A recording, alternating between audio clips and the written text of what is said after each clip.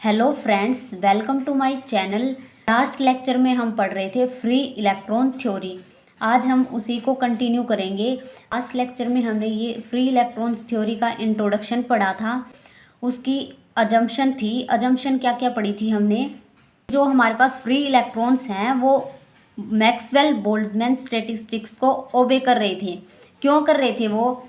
ऐसा हमने क्यों बोला? देखो, हमने एजम्पशन की थी कि जो हमारे पास फ्री इलेक्ट्रॉन है मेटल के अंदर वो परफेक्ट गैस के मॉलिक्यूल की तरह बिहेव कर रहे हैं। परफेक्ट गैस के मॉलिक्यूल हैं वो काइनेटिक थ्योरी को ओबे करते हैं। और जो काइनेटिक थ्योरी है वो किसके ऊपर बेस्ड होती है? क्लासिकल स्टैटिक्स के ऊपर बेस्ड होती है। इसलिए हम बोल सकते हैं कि जो हमारे पास फ्री इलेक्ट्रॉन थ्योरी है वो मैक्सवेल बोल्ट्जमैन स्टैटिस्टिक्स को फॉलो करती है। इसके बाद हमने जो क्लासिकल थ्योरी के अंदर देखा कि वो कुछ प्रॉपर्टीज़, मेटल की कुछ प्रॉपर्टीज़ को सेटिस्फाई भी कर रही थी।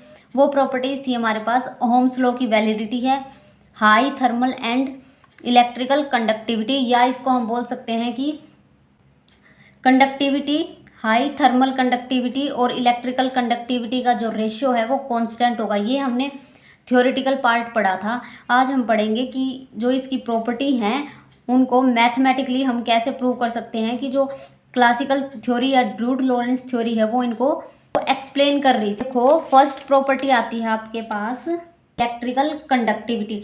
जब हमने एज्यूम किया था कोई मेटल आयन सोर्स था आपके पास, या आपके पास मेटल आयन सोर्स है,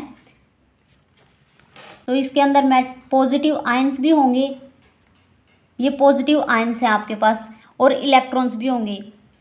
वो इलेक्ट्रॉन्स क्या करेंगे? वो रैंडम डायरेक्शन में मूव करेंगे, क्योंकि यहाँ पे हमने कोई भी external field, electric field apply नहीं किया है। तो जो इलेक्ट्रॉन है वो रैंडमली मूव करेंगे। ये आपके पास है पॉजिटिव आयन सोर्स।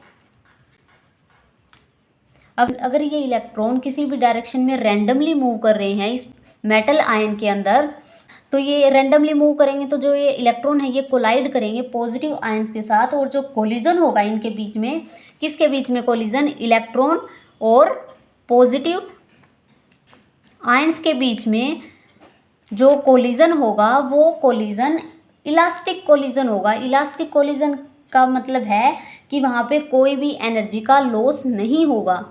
ये थी हमारी, जब हमने एक्सटर्नल फील्ड अप्लाई नहीं किया। अब हम देखते हैं जब हमने मेटल आयन के ऊपर इलेक्ट्रिक फील्ड अप्लाई कर दिया। ये कोई मेटल ली है, क्योंकि जो फ्री इलेक्ट्रॉन थ्योरी है वो मेटल के अंदर जो इलेक्ट्रॉन होते हैं उनका बिहेवियर बताती है। तो यहाँ से हमने ये मेटल ली है। इस मेटल के ऊपर मैंने एक इलेक्ट्रिक फील्ड अप्लाई कर दिया with the help of external battery. और जो इलेक्ट्रिक फील्ड की जो डायरेक्शन होगी वो हमेशा पॉजिटिव टर्मिनल से नेगेटिव टर्मिनल की तरफ होगी। तो ये आपके पास क्या है? Positive terminal. ये क्या है? Negative terminal. तो इसकी जो डायरेक्शन है वो क्या होगी? ये डायरेक्शन होगी। यहाँ पे जो मेटल आयन है उसके अंदर इलेक्ट्रॉन्स हैं वो रेंडमली मूव कर रहे हैं। तो देखो, यहाँ पे विदाउट एक्सटर्नल फील्ड बता रही हूँ मैं आपको। यहाँ पे ये ऐसे मूव कर रहे थे इलेक्ट्रॉन्स जब हमने कोई भी एक्सटर्नल फील्ड अप्लाई नहीं किया था। अब हमने एक्सटर्नल फील्ड अप्लाई कर दिया, और जो एक्सटर्नल फील्ड है उसकी डायरेक्शन पॉजिटिव से नेगेटिव होती है। अब इस मेटल के अंदर फ्री इलेक्ट्रॉन्स है मेटल के अंदर, जब हमने एक्सटर्नल फील्ड अप्लाई किया है तो जो फ्री इलेक्ट्रॉन रैंडमली मूव कर रहे हैं उनके ऊपर कुछ ना कुछ फोर्स लगेगी। वो फोर्स क्यों लगेगी? क्योंकि जो इलेक्ट्रॉन है वो चार्ज पार्टिकल होते हैं, और जब चार्ज पार्टिकल को हम इलेक्ट्रिक फील्ड के अंदर रखते हैं तो वो फोर्स एक्सपीरियंस करते हैं। तो इलेक्ट्रॉन्स के ऊपर फोर्स लगेगी तो वो जो इलेक्ट्रॉन्स हैं वो पॉजिटिव डायरेक्शन की तरफ अट्रैक्ट होना शुरू हो जाएंगे। तो देखो, इनकी तो इलेक्ट्रॉन की डायरेक्शन क्या होगी? इलेक्ट्रॉन नेगेटिवली चार्ज है वो कहाँ पे अट्रैक्ट होंगे? इसकी तरफ। तो मैं क्या बनाऊंगी? ये आपके पास इलेक्ट्रॉन, इनकी डायरेक्शन ये होगी।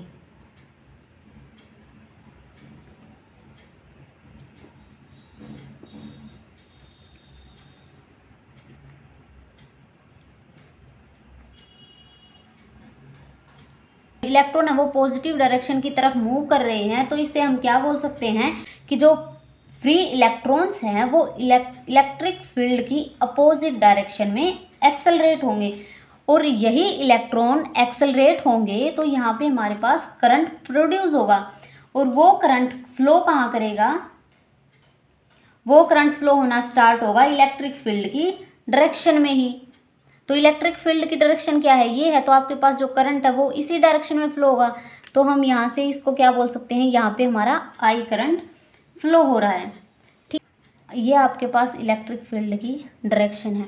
अब यहाँ पे एक और अजम्पशन आती है कि जो आपके पास रिपल्शन होगी इसके अंदर, मेटल आयन के अंदर जो म्यूचुअल रिपल्शन होगी, रिपल्शन कैसे होगी, जो इलेक्ट्रॉन इलेक्ट्रॉन के बीच में रिपल्शन होगी, या फिर इसके अंदर कुछ ना कुछ पॉजिटिव आयंस भी हैं। तो देखो यहाँ पे हमारे पास मेटल आयन, तो उसके अंदर कुछ ना कुछ पॉजिटिव आयंस भी हैं, तो इलेक्ट्रॉन नेगेटिवली चार्ज है और ये आयंस है ये पॉजिटिवली चार्ज हैं, तो इनके बीच में अट्रैक्शन भी होगी। तो वो म्यूचुअल इंट्रैक्शन और जो म्यूचुअल रिपल्शन है इग्नोर करके चलते हैं, तो हम बोल सकते हैं कि जो फ्री इलेक्ट्रॉन है मेटल के अंदर उनका जो पोटेंशियल है वो ज़ीरो होगा या कांस्टेंट होगा। ये इलेक्ट्रॉन मूव कर रहे हैं तो इनके बीच में कुछ ना कुछ काइनेटिक एनर्जी होगी। तो देखो the kinetic energy associated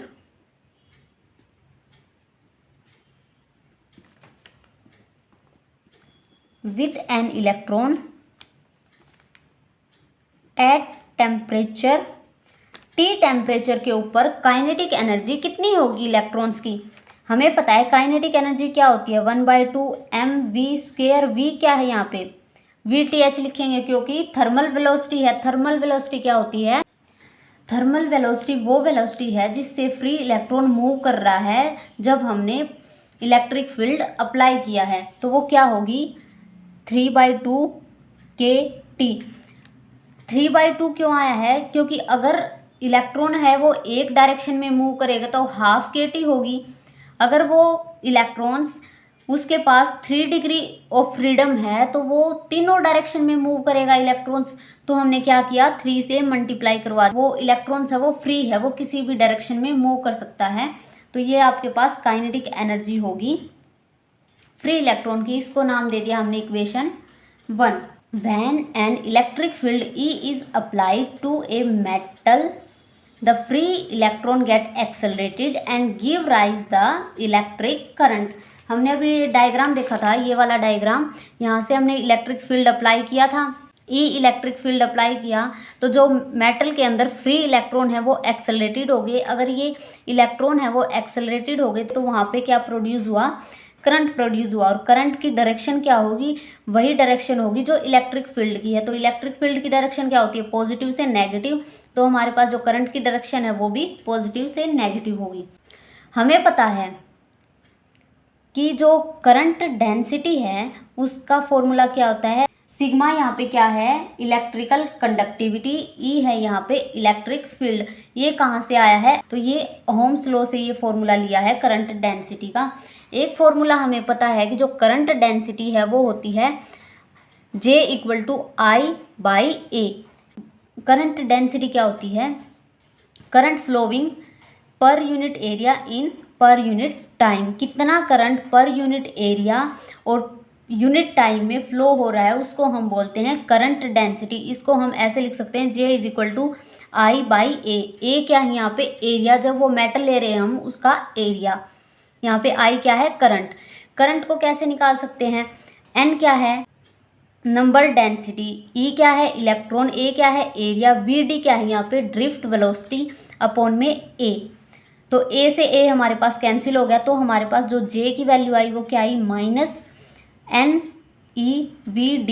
negative sign यहाँ पे क्या शो कर रहा है कि जो डायरेक्शन है करंट की वो अपोजिट डायरेक्शन है किसकी, मूवमेंट ऑफ इलेक्ट्रॉन्स की, क्योंकि इलेक्ट्रॉन हमारे पास इधर मूव कर रहे हैं और जो करंट है वो इधर मूव कर रहा है, तो इनकी दोनों की अपोजिट डायरेक्शन है। इस वजह से जो करंट डेंसिटी है वो नेगेटिव है। N क्या है number of electrons per unit volume, VD क्या है drift velocity of electrons. Acceleration क्या होता है वेलोसिटी अपॉन में टाइम, लेकिन यहाँ पे हम वेलोसिटी क्या ले रहे हैं ड्रिफ्ट वेलोसिटी VD, और टाइम क्या ले रहे हैं रिलैक्सेशन टाइम। अब ड्रिफ्ट वेलोसिटी क्या होती है, जब फ्री इलेक्ट्रॉन है वो एक एंड से दूसरे एंड की तरफ मूव करते हैं किसी मेटल के अंदर अंडर अप्लाइड इलेक्ट्रिक फील्ड, तो उसको हम बोलते हैं ड्रिफ्ट वेलोसिटी। ठीक है, जैसे ये कोई हमारे पास मेटल है, यहाँ पे इलेक्ट्रॉन, इस एंड पे एक इलेक्ट्रॉन है, इस एंड के ऊपर एक इलेक्ट्रॉन है, तो ये इलेक्ट्रॉन है वो मूव करेंगे। जब हमने एक्सटर्नल फील्ड अप्लाई किया है उस टाइम पे इन इलेक्ट्रॉन की जो वेलोसिटी होगी उसको हम बोल देंगे Vd यानी ड्रिफ्ट वेलोसिटी। रिलैक्सेशन टाइम किसको बोलेंगे हम? मान लीजिए ये आपके पास मेटल है, इसके अंदर इलेक्ट्रॉन्स हैं बहुत सारे, अभी हम 2 ही एज्यूम कर रहे हैं, तो रिलैक्सेशन टाइम को हम एवरेज टाइम भी बोल सकते हैं। किसका एवरेज टाइम होगा? जब मान लीजिए इसके ऊपर इलेक्ट्रिक फील्ड अप्लाई किया है तो ये इलेक्ट्रॉन है वो मूव करना शुरू करेंगे, तो ये इलेक्ट्रॉन है वो मूव करेंगे तो कहीं ना कहीं जो इलेक्ट्रॉन्स हैं वो आपस में कोलिजन करेंगे। 2 इलेक्ट्रॉन के बीच में जो सक्सेसिव कोलिजन होता है उसको हम बोलते हैं रिलैक्सेशन टाइम। एक्सेलरेशन कितना होगा? ड्रिफ्ट वेलोसिटी अपॉन में टाउ यानी रिलैक्सेशन टाइम। अब द फोर्स एक्टिंग ऑन, अब हमने जो मेटल है उसके ऊपर इलेक्ट्रिक फील्ड लगाया है, तो वहाँ पे जो इलेक्ट्रॉन, फ्री इलेक्ट्रॉन्स हैं उनके बीच में कुछ ना कुछ फोर्स होगा इलेक्ट्रिक फील्ड की वजह से, तो वो फोर्स कितना होगा? F equal to q E. Q क्या है यहाँ पे? इलेक्ट्रॉन के ऊपर चार्ज, और ई क्या है यहाँ पे? Electric field. तो इलेक्ट्रॉन के ऊपर चार्ज क्या है? -E, और ये इलेक्ट्रिक फील्ड। हमें पता है न्यूटन सेकंड लॉ क्या होता है? F equal to ma। तो इस इक्वेशन को और F इक्वल टू ma को जब हम इक्वेट करवाएंगे तो क्या है? F वाली साइड इक्वल हो जाएंगी, तो ये दोनों साइड इक्वेट करवा देंगे। ma equal to -e। यहाँ से हम एक्सेलरेशन की वैल्यू निकाल लेंगे, m अपॉन में आ जाएगा, तो ये आपके पास आ गया acceleration. Comparing third and fourth, तो ये आपके पास drift velocity by tau equal to -e capital E electric field upon में m। तो यहाँ पे हम ड्रिफ्ट वेलोसिटी की वैल्यू पुट कर देंगे, तो ड्रिफ्ट वेलोसिटी क्या है? ये है, तो ये इक्वेशन हमने पुट कर दी। यहाँ से हमारे पास J कितना आया? n, माइनस से माइनस कैंसिल, E की मल्टीप्लाई की तो E², E tau by m, इसको नाम दे दिया इक्वेशन 6। अब हमें ओहम्स लॉ से पता है कि जो करंट डेंसिटी है वो इक्वल होती है इलेक्ट्रिकल कंडक्टिविटी इनटू में इलेक्ट्रिक फील्ड, इसको नाम दे दिया हमने equation 7। Now comparing equation 6 and 7, sigma E is equal to NE² E tau by m। E से E कैंसिल, तो ये आपके पास इलेक्ट्रिकल कंडक्टिविटी आ जाएगी, जिसको नाम दिया हमने इक्वेशन 8। अब यहाँ से हम रिलैक्सेशन टाइम निकालेंगे। हम फर्स्ट इक्वेशन का यूज़ करेंगे। जो फर्स्ट इक्वेशन थी हमारे पास वो क्या थी? 1/2 m थर्मल वेलोसिटी का square is equal to 3/2 kT। यहाँ से हमने VTH की वैल्यू निकाली, 2 से 2 कैंसिल, ये m डिवाइड में आ गया, ये स्क्वायर था यहाँ पे स्क्वायर रूट हो गया, तो ये आपके पास इक्वेशन 9th। अब निकालना है रिलैक्सेशन टाइम। रिलैक्सेशन टाइम का फॉर्मूला क्या होता है? मीन फ्री पाथ, जिसको हम लैम्डा बोलते हैं, और अपॉन में थर्मल वेलोसिटी, इसको हम लैम्डा लिखते हैं। VTH की वैल्यू हमने निकाली है अभी अभी, ये वैल्यू आप पुट कर दो तो ये आपके पास आ जाएगा रिलैक्सेशन टाइम। तो ये आ गया आपके पास रिलैक्सेशन टाइम, इसको नाम दे दिया हमने इक्वेशन 10th। अब जो इक्वेशन 10th है उसका यूज़ हम करेंगे इक्वेशन 8 के अंदर। ये थी आपके पास इक्वेशन 8, इसके अंदर हम रिलैक्सेशन की वैल्यू पुट कर देंगे। तो रिलैक्सेशन की वैल्यू पुट कर देंगे तो आपके पास जो इलेक्ट्रिकल कंडक्टिविटी है वो क्या आएगी? NE² m अंडर रूट, ये आपके पास टाउ की वैल्यू है, under root m 3kT into में lambda, sigma is equal to NE², यहाँ पे m की 1 पावर है, यहाँ पे हाफ है, तो नीचे हाफ रह जाएगी, तो ये आपके पास इलेक्ट्रिकल कंडक्टिविटी का एक्सप्रेशन होगा। इससे हम क्या बोल सकते हैं कि जो फ्री इलेक्ट्रॉन थ्योरी है वो इलेक्ट्रिकल कंडक्टिविटी को एक्सप्लेन कर रही है, और जो इलेक्ट्रिकल कंडक्टिविटी है वो इन्वर्सली प्रोपोर्शनल है स्क्वायर रूट ऑफ टेम्परेचर का। हमने इस एक्सप्रेशन में हमने देखा कि जो free electron validity of Ohm's law को कैसे एक्सप्लेन कर रही थी, फिर हमने देखा इलेक्ट्रिकल कंडक्टिविटी को एक्सप्लेन कैसे कर रही है। अब हम देखेंगे हाई थर्मल और इलेक्ट्रिकल कंडक्टिविटी के रेशियो कांस्टेंट कैसे आता है, उसको कैसे एक्सप्लेन किया गया। तो उस प्रॉपर्टी के लिए हम यूज़ करेंगे विडमैन फ्रेंच लॉ का। ये लॉ बोलता है कि आप दो क्वांटिटी का रेशियो लो, वो दो क्वांटिटी क्या है, थर्मल कंडक्टिविटी जिसको हम डिनोट करते हैं के से, और इलेक्ट्रिकल कंडक्टिविटी जिसको हम डिनोट करते हैं सिग्मा से। उन दोनों का रेशियो लो, वो क्या आएगा, कांस्टेंट आएगा एट कांस्टेंट टेम्परेचर के ऊपर। तो देखो L इक्वल टू के बाय सिग्मा इंटू टी।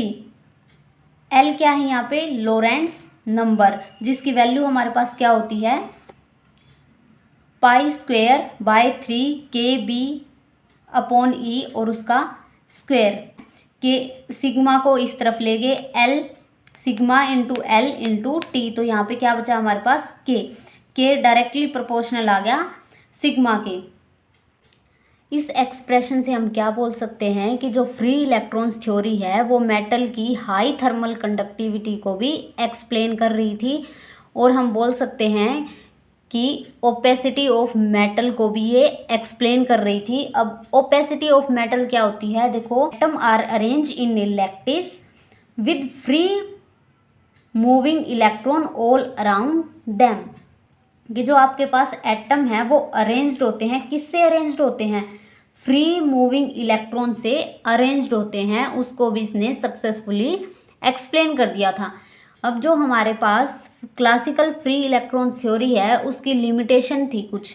वो लिमिटेशन क्या थी, हमने फर्स्ट लेक्चर में भी देखा था कि फ्री इलेक्ट्रॉन थ्योरी है वो स्पेसिफिक हीट कैपेसिटी थी, उसको एक्सप्लेन नहीं कर पा रही थी। क्यों नहीं कर पा रही थी, क्योंकि जो कैपेसिटी है वो टेम्परेचर के ऊपर डिपेंड कर रही थी। लेकिन हमने जब उसका एक्सप्रेशन निकाला था तो वो इंडिपेंडेंट आ रही थी। इन दोनों एक्सप्रेशन से हम कंक्लूजन निकाल सकते हैं कि जो क्लासिकल थ्योरी है वो यहाँ पे फेल हो रही थी। सेकंड प्रॉपर्टी है पैरामैग्नेटिक ससेप्टिबिलिटी को भी एक्सप्लेन नहीं किया। और जो थर्ड प्रॉपर्टी है वो क्या है, कुछ मेटल के होल कोफिशिएंट को भी एक्सप्लेन नहीं किया, क्योंकि कुछ जो होल कोफिशिएंट थे वो नेगेटिव आ रहे थे और कुछ मेटल के वो पॉजिटिव आ रहे थे। तो यहाँ पे फ्री इलेक्ट्रॉन थ्योरी फेल हो गई थी। तो इसके बाद हमें ज़रूरत पड़ी क्वांटम थ्योरी की। तो जो फेल्योर थे ये क्वांटम थ्योरी ने एक्सप्लेन किए थे, तो वो हम देखेंगे नेक्स्ट लेक्चर के अंदर।